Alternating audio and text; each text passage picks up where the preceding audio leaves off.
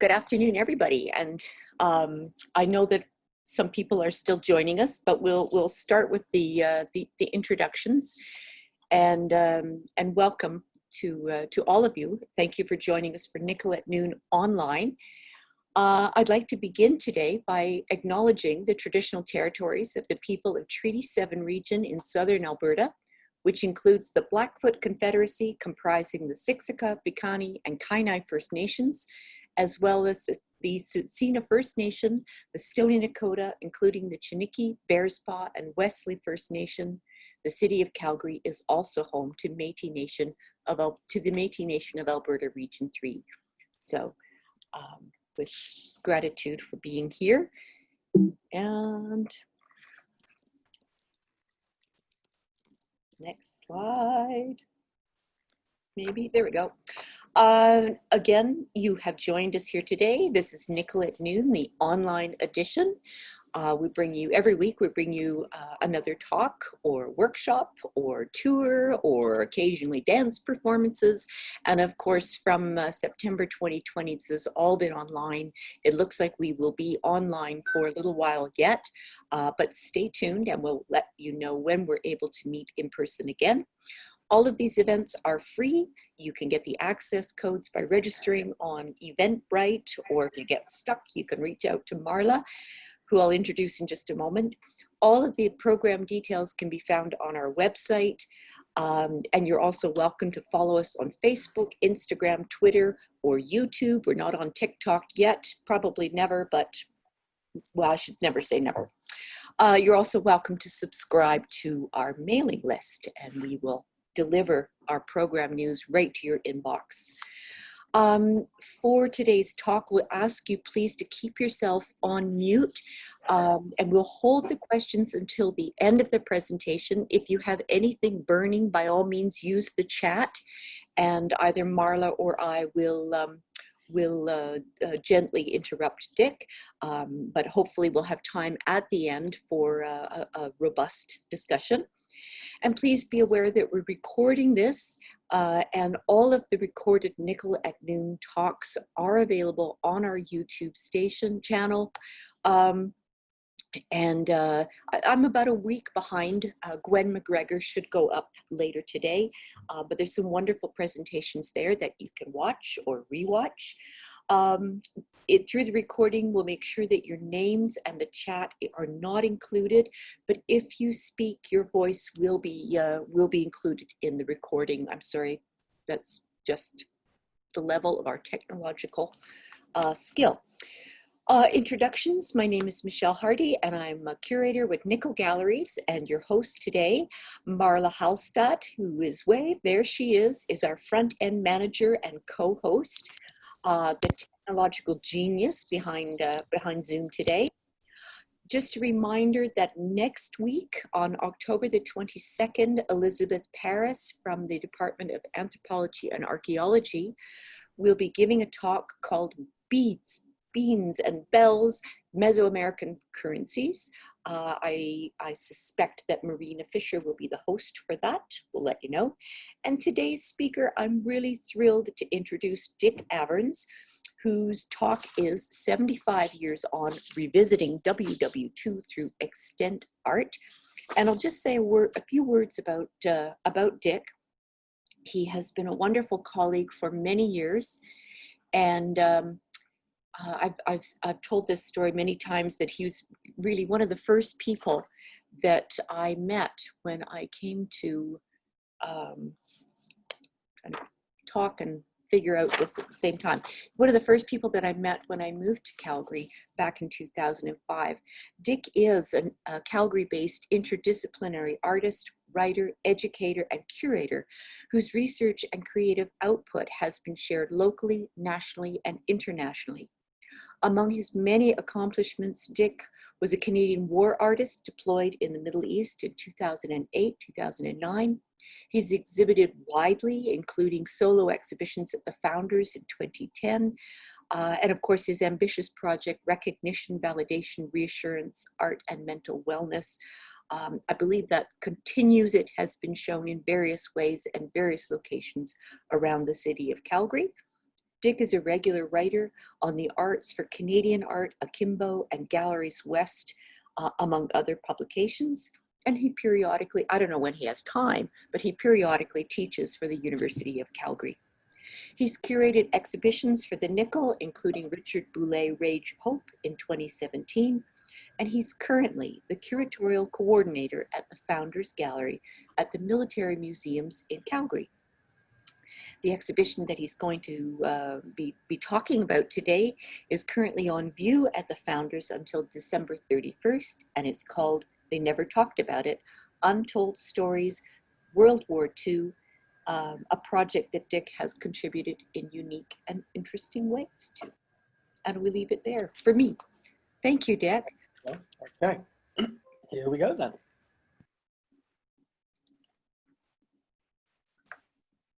Okay, thanks everybody. Let me know, Michelle, if you can't hear me or if you can't see the screen. So I see the thumbs up. So here we go. Thank you very much for that introduction. Thanks everybody for joining us today. The talk will be about 40 or 45 minutes, and I won't be able to monitor the chat during this. Michelle will, and looking forward to any questions and discussion at the end. So I'm just giving you an overview here of what my talk will cover. I will give a bit of a preamble on the Founders Gallery and the premise behind the current exhibition.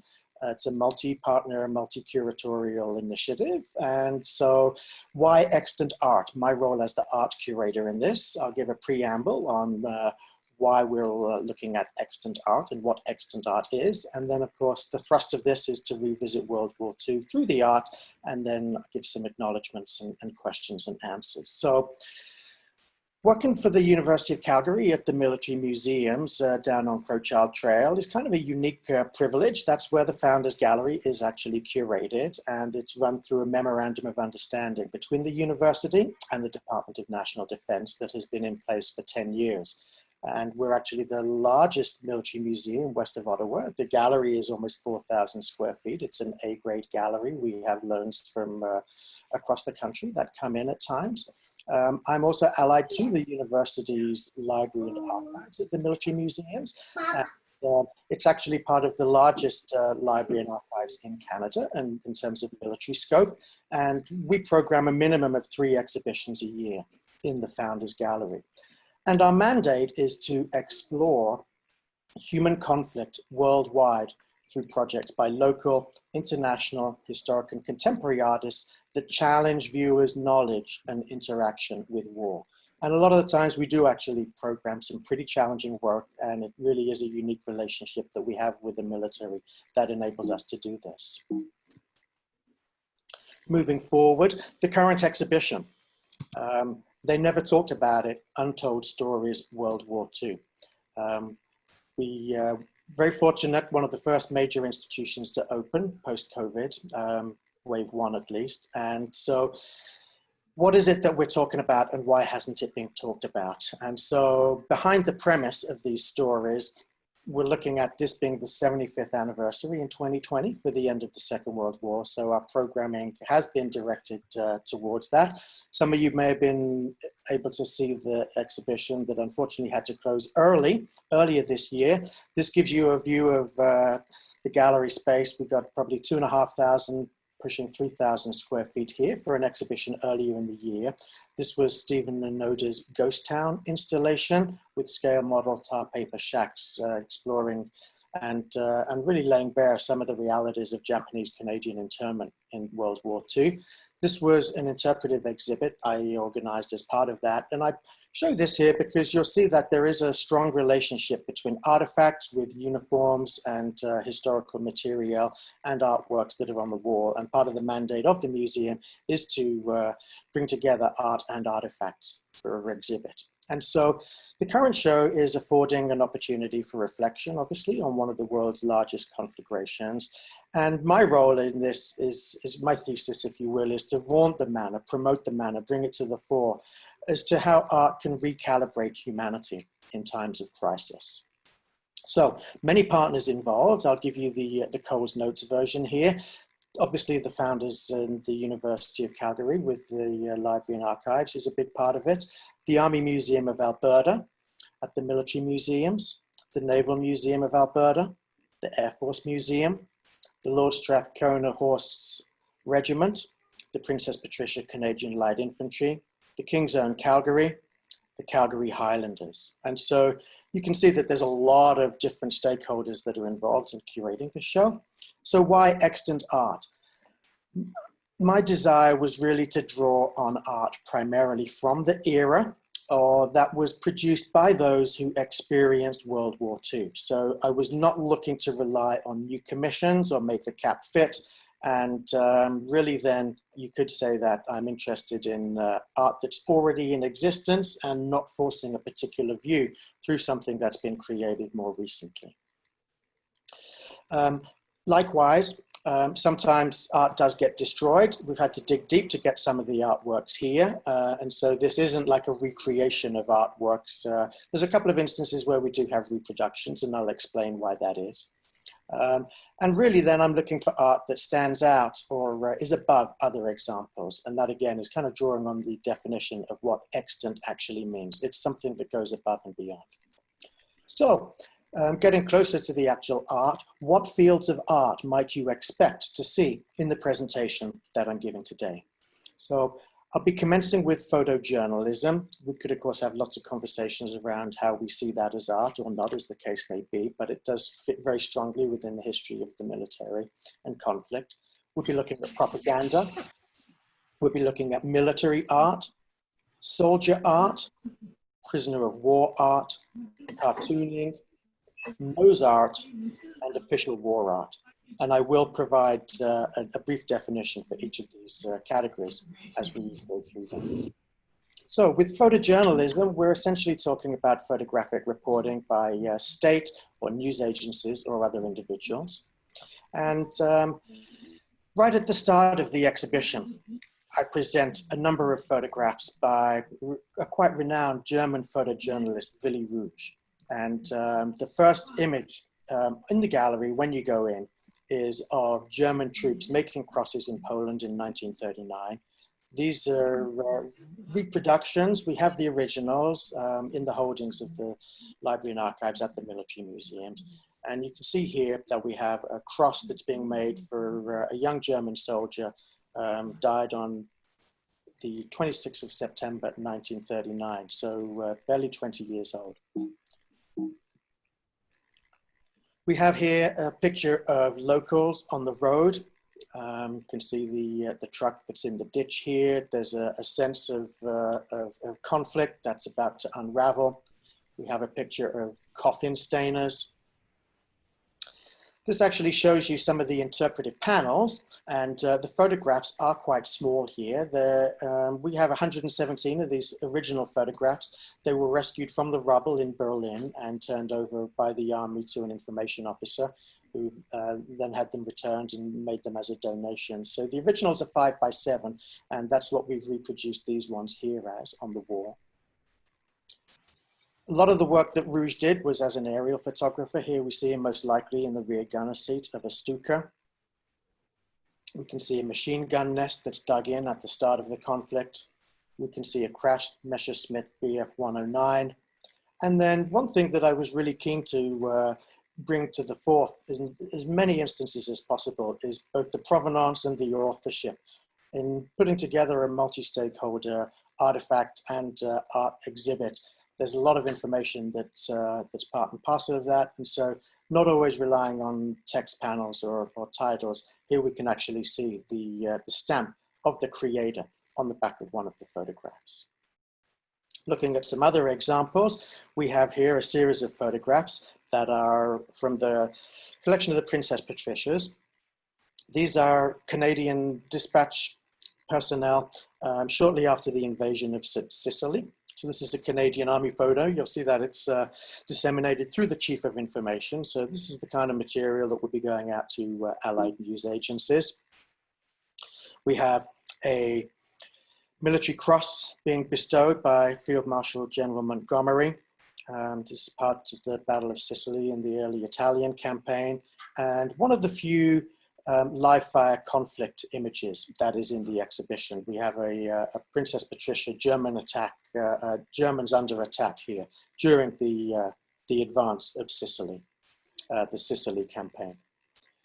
Here's an installation view for you. Again, on the left-hand side, we have some of the, in this instance, original photographs that are framed. We have the Chief of Information stamp from the reverse of one of the photographs that is shown, the medal ceremony, and then some larger works that are reproduced here, along with the interpretive information panels. And then, as you'll see in some of the other exhibits, a lot of artifacts that tell the stories of the individuals that are involved. For those that are familiar with the Pacific campaign, particularly after the VE Day celebrations of Europe in May, a number of Canadians went and fought with the Allies in the fleet. This is an image of HMS Formidable, and you'll see that the personnel have flash shoots on, the flags indicating the potential for a kamikaze attack at any moment. And then this next photograph shows the immediate aftermath of a kamikaze attack. You can see the superstructure here that's fallen away onto the deck, and this particular image that shows the thick black smoke coming out from the boiler room. There was a rupture of a fuel line, burning wreckage, and then steam from the puncturing of a steam line on the ship. The ship did survive. It's an armored decked carrier. A lot of these Allied vessels survived much better than the wooden decked vessels that were used as aircraft carriers by the American fleet in the Pacific. So there's some of the examples of photojournalism. You can see here that I elected to take up a whole wall to portray the reality of this, and it's positioned immediately across on the left-hand side from a display case of Lieutenant Robert Hampton Gray. Hammy Gray was part and parcel of the war in the Pacific, and you can see from this installation shot, we have 3 banners that are hanging here, and part of the premise for the narrative of this exhibition was building stories around Canadian individuals whose service in the Second World War covered all of the services and all of the theaters that Canada was involved in. So turning to propaganda, we're really talking about art that promotes state agendas. So I'm going to bring us right back to the entrance of the gallery again. You can see the title wall in the background on the left. On the right-hand side, we have 17 original hand-rendered propaganda posters that were created in the late 1930s and were donated to the military museums this century. There's a very interesting provenance behind these, and I will highlight that some may find the notion of exhibiting these works problematic. There was a curatorial decision early on in the process among all stakeholders, many of whom are serving military, that in this particular instance, it wouldn't be appropriate to create a large exhibition like this that only looked at the history of World War II through the eyes of the victor, and that providing disparate views is part and parcel of what contributes towards war. And again, in reminding people of the mandate of the Founders Gallery, we would be fulfilling the mandate in this particular instance. And so this particular section I term as Nazi team building and art in the service of nationalism. And so we could look at the full wall here of these images, and these posters were created around the world and then sent to Germany. Some will be familiar that Hitler did position himself as an artist, but he also had his movement of the Antarctic Kunst, or the degenerate art, and censored a lot of artists. This would be an example of using art in the promotion of an idealistic agenda. And many of these works, from being able to have examined them closely, I was able to build on the provenance of the potential that they had been created through the Strength Through Joy program, for which that came with the provenance, but I wasn't able to find any evidence of it. However, many of the artworks did have, when they were taken apart, signatures, and also the reference to Bund der Reichsdeutschen, or the Federation of Reich Germans. So these are expats that have promoted their cause through art and then submitted the work back to Germany. So here's one that we have from Madeira, and we're essentially if we were to translate it, read the text, "Far from home, we are loyal to our leader, Adolf Hitler." And I think that obviously we exist in a time of nationalist agendas and increasing populism that can be circulated through propaganda. And so that's another reason to be able to present these works. The history is that they were salvaged from the remains of the Reichstag in Berlin at the fall of the German conquest attempts in 1945. And so these works are understood to have been in Hitler's quarters. They would have been there as part and parcel of as I say, art in the service of nationalism. The one on the top right is from Interlaken. We have one from Japan. We have one from Switzerland. We have one from Egypt. You'll see that some of the works are heavily text-based. Others are more elaborate. There's an illuminated manuscript, and then we actually have paintings. And here's some of the texts. Some are very kind of prosaic. The Germans in Chitan, Morocco, the German colony Interlaken, Your Führer. Another one from Switzerland, a healing place for all forms of tuberculosis, a strong point of the NSDAP, which of course is the National Socialist Workers' Party. And then one that I'll highlight at the bottom, we have from England, Hail the Führer from the German Society in Birmingham. And then this text from Chile, why has our Führer had the red, white, and black flag rolled up? And that particular image comes from a school, and it really is, it looks like a child's drawing. And so that one, I think, has maybe more question about the promoting the full intent of the party. But what other evidence do we have from a research perspective that these were part of an organized campaign?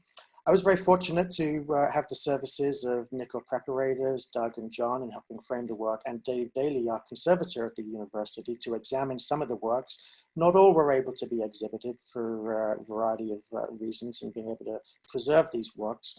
But when I was examining them, one of the mats, all had glued mats. One of them was lifting away. And on the rear, I found this stamp. And so I was able to then research what the history of this stamp is, and it is an early version of the Nazi Party. And so this really is the kind of clinching evidence of the art in the service of nationalism and propaganda. This particular design was seen a lot on war eagles, and then it did evolve ultimately into the military insignia that you would see in the military. From an Allied perspective, as you walk through the exhibition, we have a poster on the left, if the cap fits, wear it, propaganda for people signing up. And on the right, there's a black and white reproduction that I have the color original of down below, which is an official war art work that I'll come back to later. And this again is a poster, a drawing that was used to encourage people to sign up. This is one of the more intriguing works, and I was a big part of bringing forward an Indigenous perspective into the exhibition.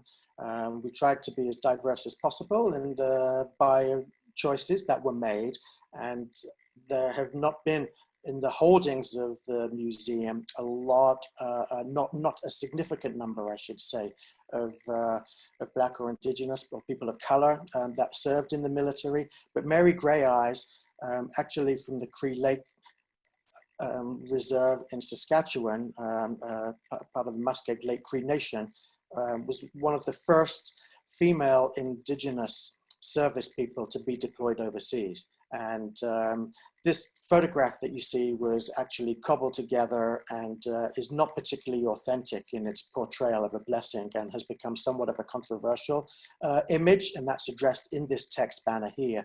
But it did become used widely in propaganda to encourage other Aboriginal females to sign up and join. And Mary Grey Eyes became somewhat of a socialite poster figure in the UK, meeting royalty and going to official events and so forth. So let's talk more now about the art of the military, which is essentially military art, moving on from propaganda. On the left here, we have a classic dogfight scene with a Messerschmitt 109 on the left and a Supermarine Spitfire on the right. And so The exhibition does unroll chronologically, and so the Battle of Britain was one of the first theatres to be front and centre in the war in Europe, and there's a biography here for Ernie McNabb in the background. What's interesting about this particular military art on the left is that it's a portrayal of Douglas Bader on the right, the British war ace, and this work comes from the Air Force Museum. The print was done in 1980, but the individual on the left is Adolf Galland, a German war ace, and it was in fact Adolf Galland that went on to become a general that rescued the propaganda posters that we just looked at the fall of Berlin. Obviously a very senior figure to have been in the capital at that time, and he was then working with Canadian Major John MacDonald during the demilitarization of German forces. They actually became good friends. MacDonald helped Galland write his biography, and his autobiography, I should say. And when they parted, Galland gave the posters to MacDonald as a parting gift, and that's how they came back to Canada. But this military art on the left is actually signed by Adolf Galland, and on the right, although it's very faded, is the signature of Douglas Bader. So you have this very strong connection between the objects, the artwork, and the representation, and some of the individuals. And I spent countless hours going through multiple collections selecting work, and I will be honest, I had not realized at first when I selected this image, I hadn't realized that it was Adolf Galland until close to the installation time. So some serendipity, but also highlights the importance of the kind of mandate of the military museums to preserve objects such as these, and then to undertake education. Here we have a Bomber Command installation by the Air Force Museum. This, we have a Lancaster accompanied by a Mosquito in the background. It's signed by all of the aircrew underneath, another telltale sign of military art. Often it has the inking of the soldiers that are involved. We have a fabulous reproduction of a painting under non-reflecting glass of Anne Langley from the Canadian Women's Army Corps. There are a number of females that are well positioned within the exhibit, this one highlighting the war at home. And these two fabulous paintings of German troops that have surrendered after the fall of Holland. These are from the Lord Strathcona Museum and Archives, very large watercolors. And we have Lord Strathconas that are escorting these German troops on the march back to Germany. And of significance again in tying together the artifacts and the artworks. This display case that has material from a padre and chaplain who was in the Lord Strathconas. The placard at the front, which was actually from a pay hut, has the white on red number 51, which was a demarcation for this particular Lord Strathcona's unit. And that same ID appears on the front of the Jeep here. So strong connection between the artifact objects and the art objects to give that sense of authenticity and relationship between the historical objects and the art that portrays, in this instance, getting close to a sense of victory, but also the dejection. Beautiful large paintings, very well framed. So let's move on and look more closely at soldiers. So soldier art is art that's actually made by the service personnel. And we have a small installation here of fiber art that is all soldier art, a number of which are made by female personnel. There's a beautiful embroidered acrostic poem titled Victory. So an acrostic is where the first letter of the word in each line then creates an own word running vertically in itself. So the V is for victory, and this is embroidered on a cushion cover by Thelma Martin, who was a female air service personnel in the Canadian military. This is also her teddy bear, and the photograph underneath has a number of the Canadian Women's Air Service at one of their locations, and they often had teddy bears. Thelma talked about hers as being a good luck mascot. And next to it, we have here from the Naval Museum, we have a ditty bag, a small kit bag. Many of the sailors did actually create adornments and designs. And this one is by Max Brown, who served on the HMCS Hader. And there's a number of other examples of work which he created, paintings and sculptures that are in the exhibition. These ones were grouped specifically because of using fiber and domestic material as a means of affect. In this small installation of Air Force material with Missing in Action M and Jones, on the left we have here an unofficial RCAF crest for the 410 Cougar Squadron with the tagline "Death in the Dark." Definitely a sense of pathos, exhibited here with a telegram informing Jones's parents of his being missing in action, and then correspondence spanning several years trying to trace him down and find out whether people with similar names were actually part and parcel of his history and his either confirmed death or ultimately what was missing in action and unconfirmed death. And so the soldier art here, or airman art in this instance, exhibited alongside a really compelling story of missing in action. Tucked in the corner at the back here, it's difficult to see, but it's a good example of putting together some of the military kit bag here with army bag. This part relates to the Italian campaign. You can see a silk map on the wall of Sicily and then Italy. Troops had these silk maps in case they got lost and needed to navigate their way to avoid capture. But the painting in the background that has a very similar kit bag to that here is a reproduction created by Gordon Smith. And some will be familiar with one of Canada's greatest painters, passed away just in the last year at age 100, was still painting from his wheelchair. He was a serving infantry brigade soldier with the Princess Patricias and was part of the invasion of Sicily. He was injured, and this again ties closely that relationship between art and artifacts, and we do have plans down the line to have a solo Gordon Smith exhibition. Back to the Air Force here. This is a miniature of a Spitfire that was hand beaten from a penny. So the old coin of the realm pennies were quite large. They were over 1.25 inches. And this was actually created by a munitions worker, but I think it still fits within the tradition of soldier art, similar to trench art that sometimes was made a souvenir of those that were allied to the production of munitions. So let's move on through the trajectory of military art, soldier art, to prisoner of war art, which I categorize as art created by prisoners of all stripes while incarcerated or thereafter. And of significance is that a number of prisoners of war either didn't have the means to make art at the time or were so traumatized they couldn't really visit their experiences through art until later in their lifetimes. So near the beginning of the show, we have a large collection of Maxwell Bates. Some of you will be familiar with one of Canada's best-known expressionists. Grew up and was raised in Calgary, returned here after the war before moving out to the West Coast.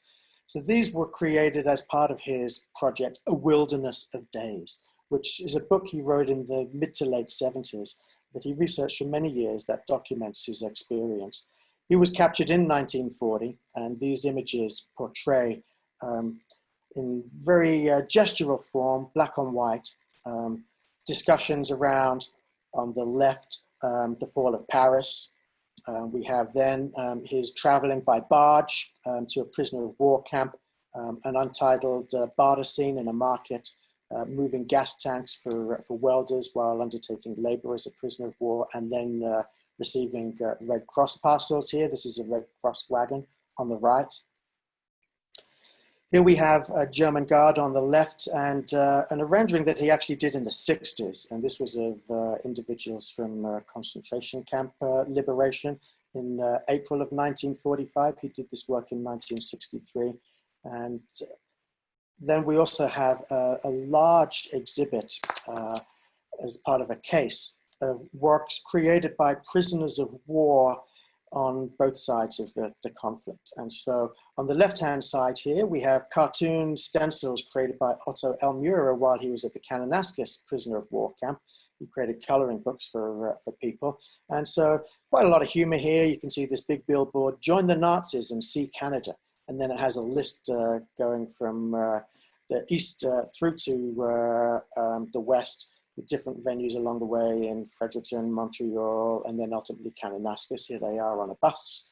And this drawing on the right, a beautiful pencil sketch of Major Edward Page that was drawn by a German prisoner of war. And at the back here, we have a poster to prisoners of war from a Stalag Luft camp, warning people not to escape and penalty of being shot. This is all archival material from the Maxwell Bates funds, which are in the university special collections. We have what I fairly firmly believe is his last letter home to his parents before he was captured in 1940. Said he didn't have much time to do any drawing then. We have a notebook that he wrote on art and philosophy, for instance, during the war. And then this is his dog tag and his paybook from when he was released. And of note, it had his weight as 136 pounds upon release. Here you can see the cover off. We have a lone sculpture of the Long March, forced march of Allied prisoners of war by Germans through the winter of 44 and 45 as the Allies advanced north. There's an installation view, and you can see on the left in the background those propaganda posters giving way very shortly after then to these prisoner of war experiences to look at things from the other side. And a couple of stunning still lives undertaken by a German internee, Pollock, at the Kananaskis camp. Beautiful quality, exquisite watercolors. And if you look on the right here, you can see that we're looking at a peony, at pansies, we're looking at mountain flowers, there's paintbrushes here on the left. And this German POW gifted these, one to the camp commander for his wife for Christmas and the other for his daughter's birthday. And the image in the center is of the Azada camp, which is now on the Stony, better known as the Stony Nation. And these are actually tented prisoners of war before being moved after the winter of 44 to Lethbridge. And so this again is work undertaken by Germans. And so a sense of community and exchange through art. So moving on, what about cartooning and the possibility of humor boosting morale? We have a collection here of cartoons by Jan Nieuwenhuis. They were actually produced after the liberation of Holland in 1945. And some of the works are perhaps challenging. They do address the realities of many years of fighting through vices and sexuality. So the text that I have on the left-hand side, the interpretive text, does address the problematic nature of some of these, but we're looking at the book here, The Canadian Army in Holland, Dag, hello, goodbye, good day. And here we have somebody inebriated with Dutch gin. And can you send this home for me? No doubt a crate of the aforementioned Dutch gin. And somebody who's a bit hungover and running for the wagon here. Very interestingly, if you look at the shape of the canvas on the left-hand side, doesn't look just like people leaning against the canvas to me. There's clearly what I would interpret as breast shapes and buttock shapes and a sense of a ribald humor in this particular instance. Nose art. These are personalized cartoons and motifs on aircraft noses. We have a large collection. In this instance, they are reproductions, but they are mostly produced on material from the war, as in aircraft skins. So Clarence Simonson, well known by some in town for his devotion to preserving the history of nose art. And so these are on loan from the Hangar Flight Museum, and big thanks to Cassandra, the collections manager there, who was able to work through the initial COVID lockdown with me to help me select these works when I visited the museum and bring them in. And so here we have the wordplay of a hellraiser with the bat actually having the devil's horns and a razor bill. We have 7 of these works that are displayed. Each of these panels is 2 feet square.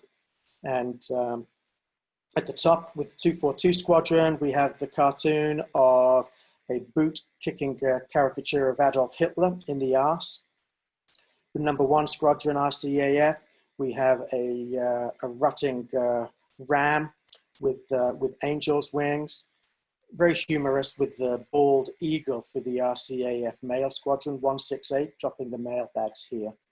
258 RAF had Dumbo, and it is well known that the Walt Disney Empire had a lot of their artists build the repertoire of nose art through professional artists that inspired airmen to then recreate these works on the aeroplanes. This one is one of my favorites on the left, second from bottom on the left or third from top. So this is actually reproduced on the skin of a World War II Hurricane. And if you visit the museum, you'll see that this is a fabric material, one of the big distinctions between the Hurricane and the Spitfire. And it is actually a memorial text too. It has across the top information of a flight officer that was killed. So this was from Squadron Y Wing on Annette Island. And we actually have a photograph, a little black and white photograph that is inset here of the aeroplane next to this pugilistic boxing bulldog. And then we have the Seawolf Squadron from out on the coast as well. So this brings me to the last category, official war art. Looking at art that's made by artists that were deployed by the government or given access to the military. So going back to the beginning, you remember I pointed out near the entrance to the exhibit, just past the German propaganda posters, was a black and white reproduction of a drawing, encouraging people to sign up. And we have that here. This was by Orville Fisher, joined the Canadian Active Army. And the original is actually in the Canadian War Museum, the reproduction being from the King's Own Calgary Regiment here at the military museums. And Orville Fisher was an official war artist. We have another reproduction here by William Orpen. And this is on the flip side of the displays that I showed earlier of the Italian campaign, with the Gordon Smith painting of the kit bag and the photographs of the action shot in Sicily and the medals being awarded. This work by William Orpen is of Italian civilians that were caught in the artillery bombardments as the war progressed from Sicily up through Italy. The Calgary Highlanders were involved more with some of the campaigns at the end of the war in Holland, but for the King's Own and the Princess Patricia, from when they landed in 1943, they were on active service for one of the longest stints of any of those serving in the war, 400 and something days. And so this official war art captures the nature of what it is for civilians caught in a conflict that is that long. And Charles Goldhamer, some of the most compelling works, I indicated that I found some of the gifted works by prisoners of war as being compelling and having high affect for their ability to overcome conflict through recreation, donation, and reconciling differences, if you will.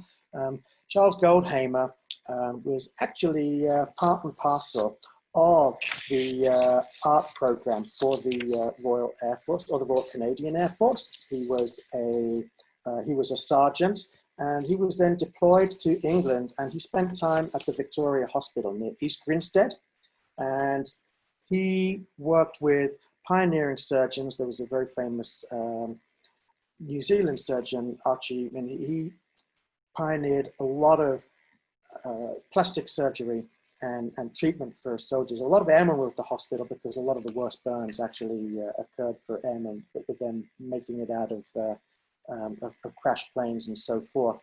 And so the Canadian War Museum was very gracious in making these works available for us. And so we have here 24 hours after operation.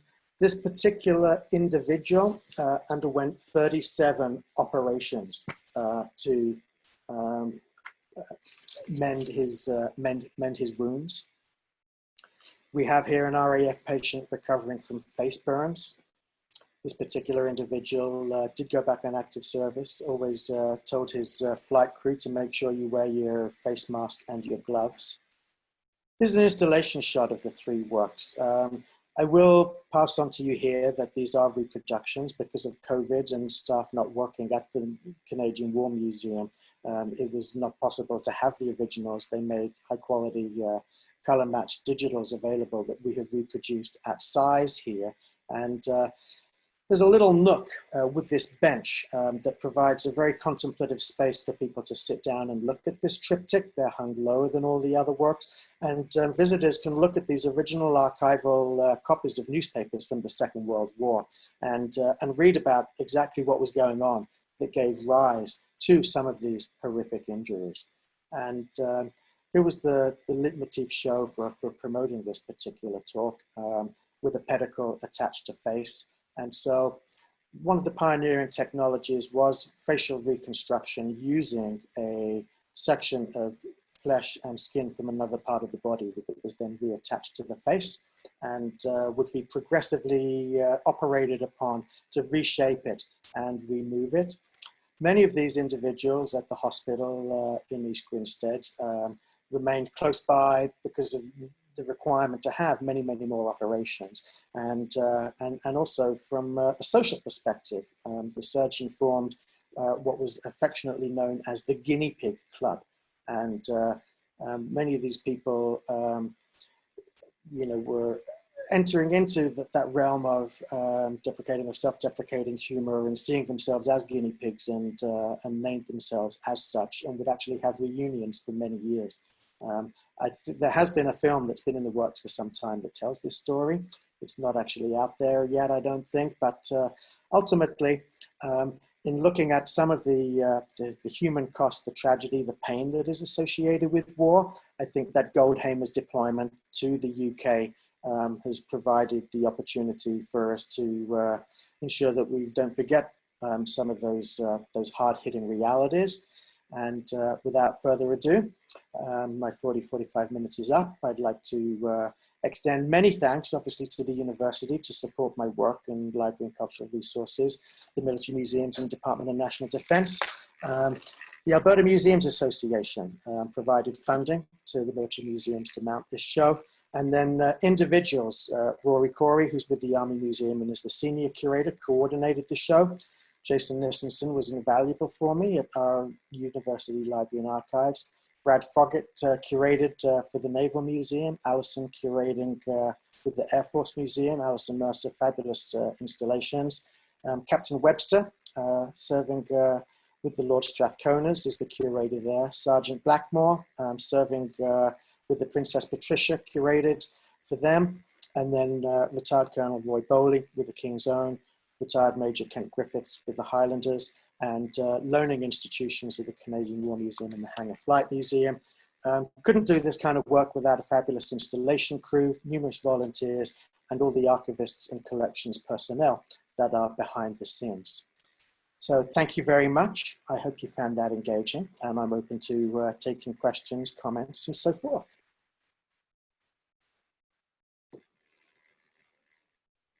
Okay, Michelle, unmuting herself. Unmuting. And I don't have a question for you, Dick, but that was fantastic. Long anticipated. We had planned to do this back in the spring, tried again in September. I'm so glad that we had success today.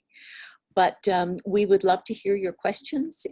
Just unmute yourself and speak up, or you're welcome to type something into the chat bar. And I can relay that to Dick. I have a question. Hi, Dick. Hi, Michelle. It's Denise. Hi, Denise. Dick, do you know if the Founders Gallery, to your knowledge, has any copies or reproductions of Der Stürmer, that reprehensible publication? Was fascinated with the propaganda posters, and Der Stürmer falls certainly into that category, although a publication, not a poster. Sure. So the Founders Gallery likely would not, because we're not a collecting institution, but I would, make a small dollars to donuts wager with you that the Library and Archives would do. And so I will look into that. We did include some artifact objects, publications, books, for instance, The Wilderness of Days on the flip side to that. And we did have a lot of discussion around one showcase of predominantly German artifacts, Nazi Waffen SS daggers, iron crosses, German helmets, and so forth.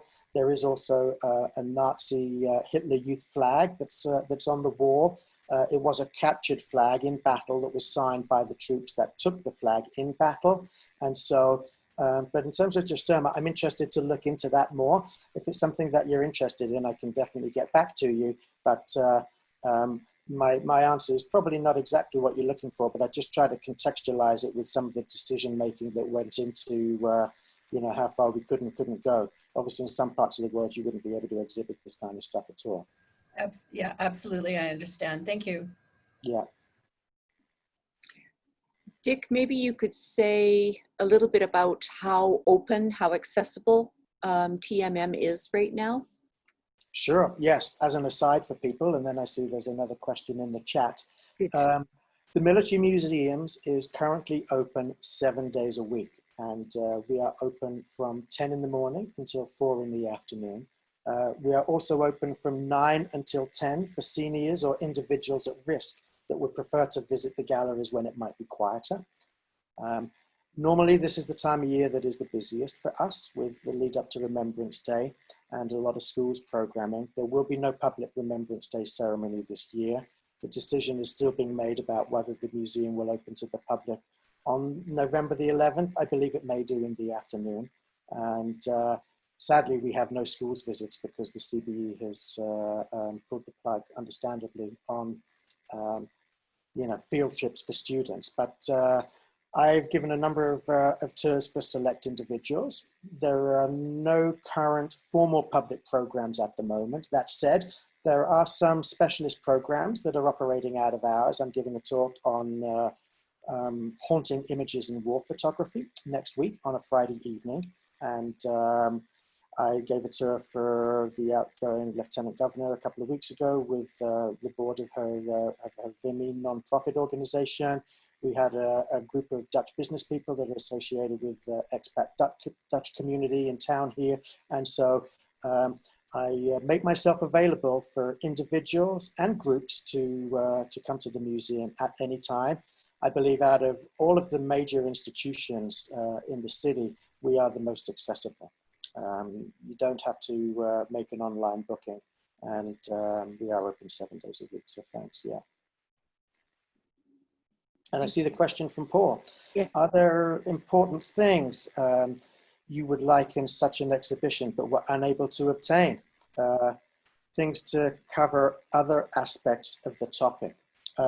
Well, yes, the originals of the Goldhamers, without a shadow of doubt. I would really have, you know, much preferred to have those there.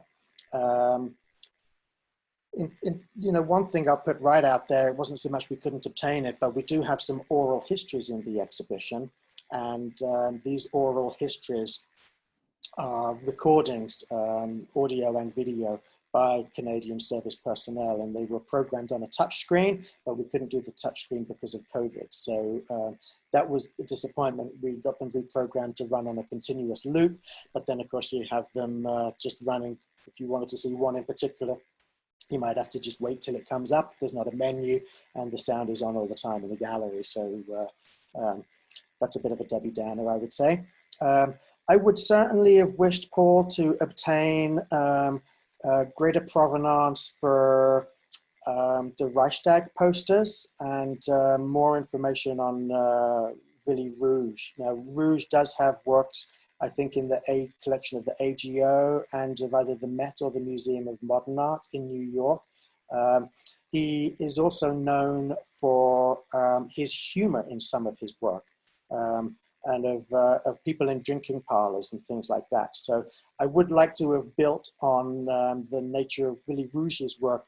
I gave the qualifier at the outset that not everybody necessarily considers photojournalism art, but again, through some of the information that Jason Nissenson, our archivist, was able to highlight for me, Rouge does have a larger body of personalized work, and I think I could have made a strong connection between that and the humor and the pathos and the cartooning and so forth.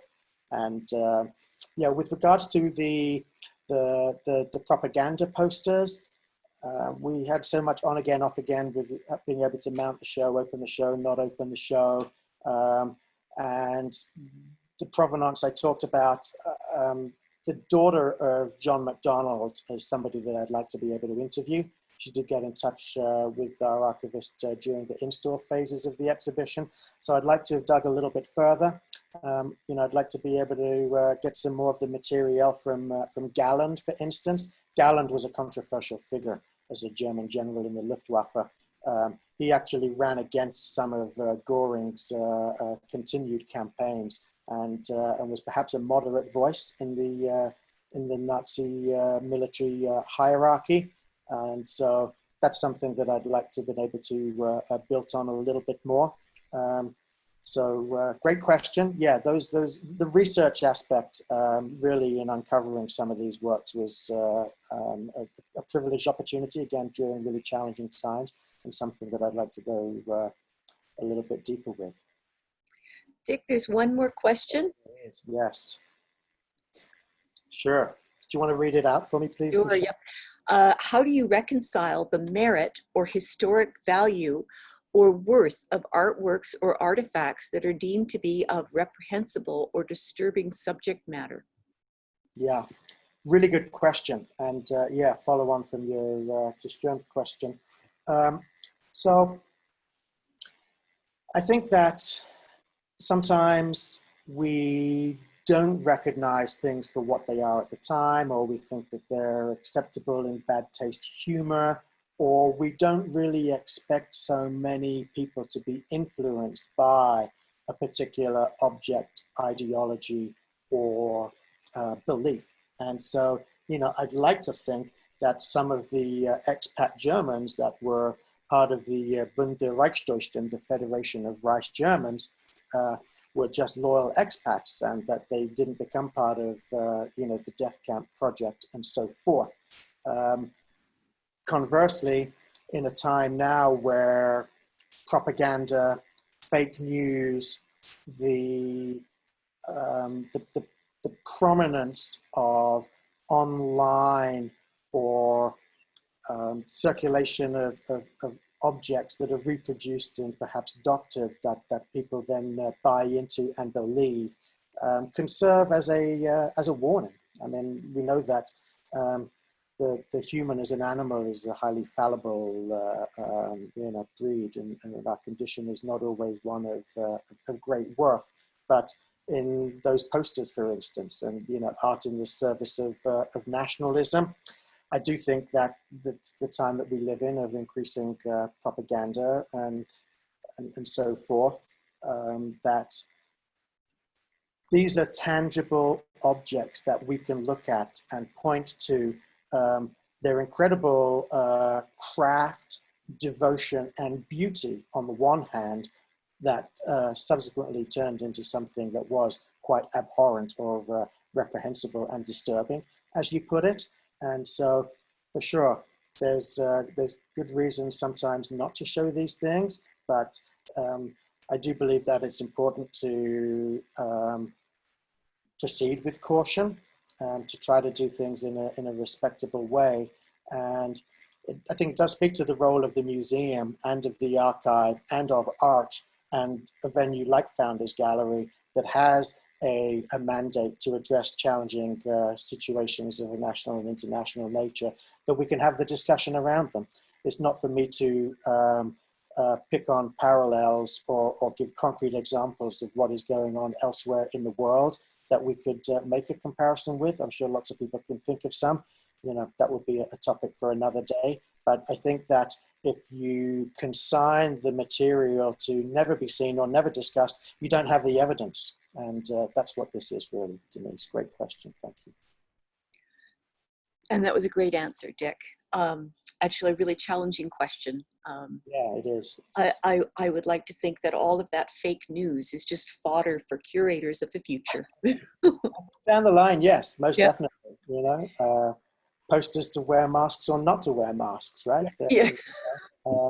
We know that lots of institutions are already collecting those kinds of things. Yes, they are. Hopefully they have good provenance, but who knows what's going to happen down the line. And so the fact that we do have these amazing, and I do believe, you know, untold stories of some of these things literally being rescued from the Reichstag and not being exhibited for 75 years and having been gifted to a Canadian and coming here. You know, it is pretty amazing that we're able to delve into this kind of stuff so deeply. Well, Dick, thank you for your research, for your commitment, and for all the energy that you've poured into this project and so many others. This was a wonderful talk. I hope you've all enjoyed it. I hope you'll come back and join us next week for Elizabeth Paris's talk, Beans and Bells, Ancient Mesoamerican Currencies, kind of taking it in a different direction. Dick's talk will be posted online on our YouTube channel. Probably take a few days, but do look for it. And all of our earlier Nickle at Noon talks are being loaded there. So do visit the site, subscribe. Marla, you Michelle? have something? Oh, I was just gonna say, it's Christine typing in. I noticed there is one more question if there's time. Yes, that would be me. Hey, Magellan, how are you? Hi, Dick. Can you hear me well? I can. Good to see you. Good to see you too. I'm glad you had this conversation here about the exhibit. I just want to know for the nose art replicas you acquired from the Hangar Flight Museum, you say you received them from the collection manager there, Cassandra. Yes. Things. Do you know if those arts were done, well, they're replicas, of course, but were they done by the artist Clarence Simmons?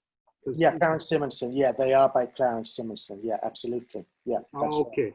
Because, yeah, I just worked at the Hangar Denton Bomberman Museum, and we have a huge collection of his nose art. And yeah, that's right. So, no, you're absolutely right. And there are examples of original nose art that are around. It is something that I had hoped also to potentially be able to get examples of from the Canadian War Museum, if we'd have been able to actually bring some of the original material out here.